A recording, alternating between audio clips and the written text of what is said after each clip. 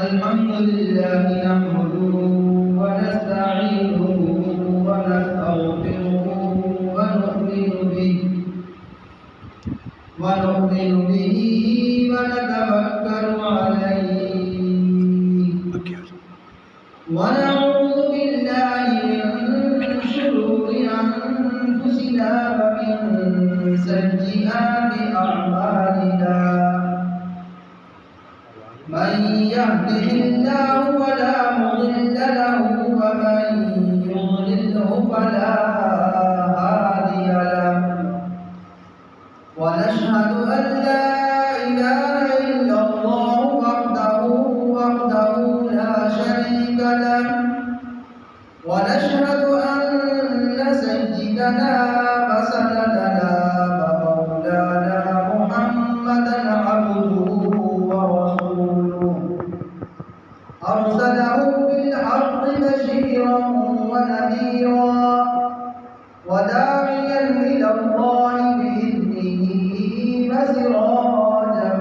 منيرا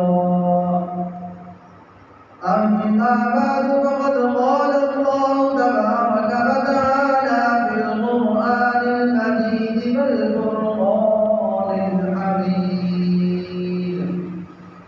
أعوذ بالله السميع العليم من الشيطان الرجيم بسم الله الرحمن الرحيم لقد جاءكم رسول من أنفسكم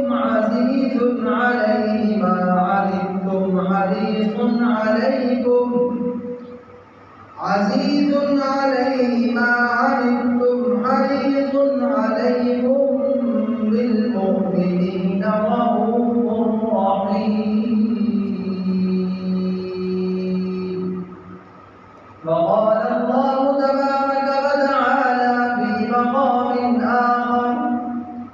لقد من الله على المؤمنين إذ بعث فيهم رسولا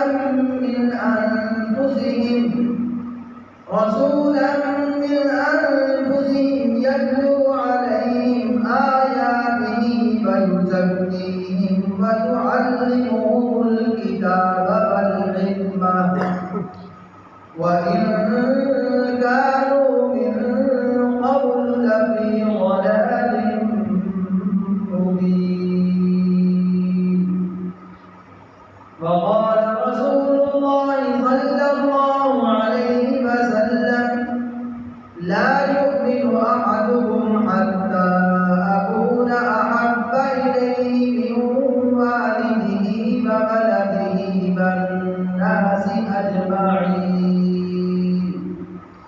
أو كما قال رسول الله صلى الله عليه وسلم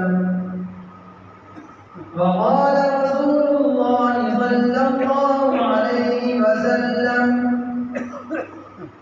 المرء مع من أحبه أو كما قال رسول الله صلى الله عليه وسلم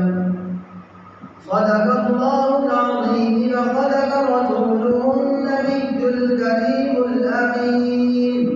رؤوف رحيم ونحن على ذلك لمن الشاهدين والشاكرين والحمد لله رب العالمين إن الله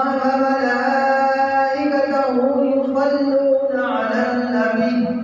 يا أيها الذين آمنوا صلوا عليه وسلموا تسليما يا رب صل وسلم دائما أبدا على حبيبك خير الخلق كلهم هو الحبيب الذي ترجى شفاعته لكل حول من الأحبال مقتحم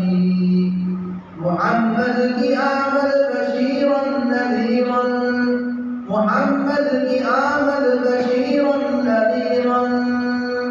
سراجا منيرا صلوا عليه كثيرا كثيرا بلغ العلا بكماله بلغ العلا بكماله كشف الدجى بجماله حسنت جميع خصاله صلوا عليه وآله صلوا على محمد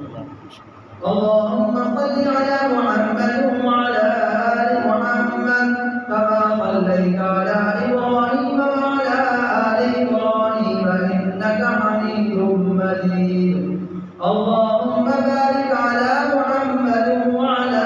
آل محمد كما باركت على إبراهيم وعلى آل إبراهيم إنك حميد مجيد وأحسن منك لم تر قط عيني وأحسن منك لم تر قط عيني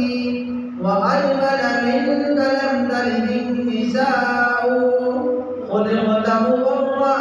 من كل عيب كأنك قد خلقت كما تشاء أفاقها جرديدا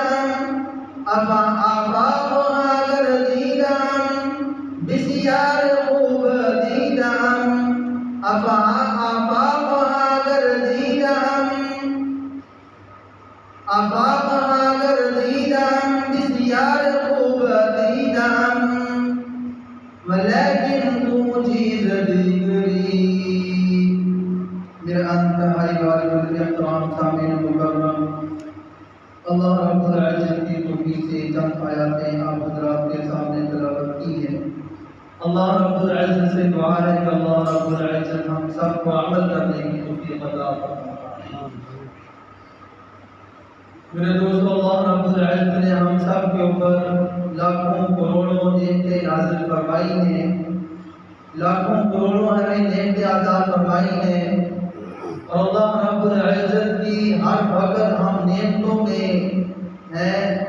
کوئی بھی ایسا لمحہ کوئی ایسا وقت نہیں کہ جس سے انسان اللہ رب العزت کی نعمت سے باہر ہو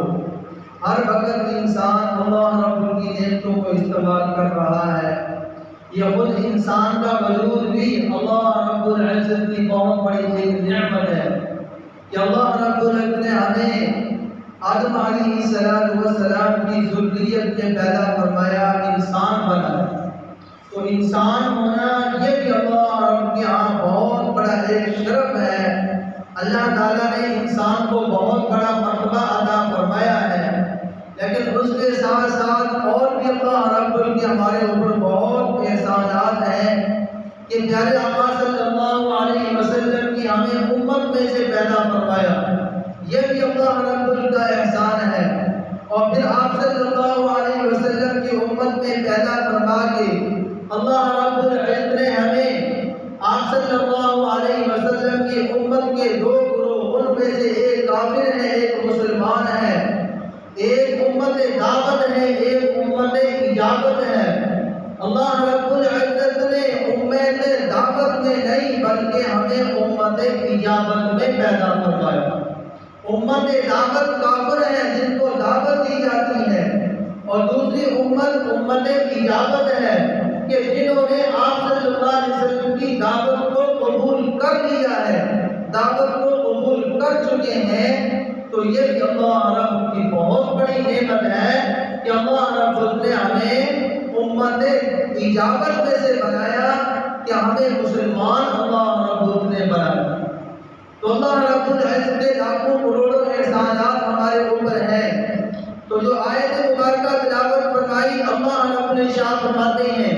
لقد من اللہ علی المؤمنین کہ البتہ تحقیق ہم نے ایمان والوں پر احسان فرمایا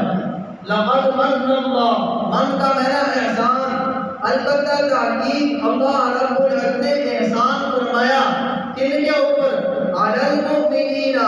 ایمان والوں کے اوپر اذ بعث فیہم رسولا من انفسہم کہ اللہ رب العزت نے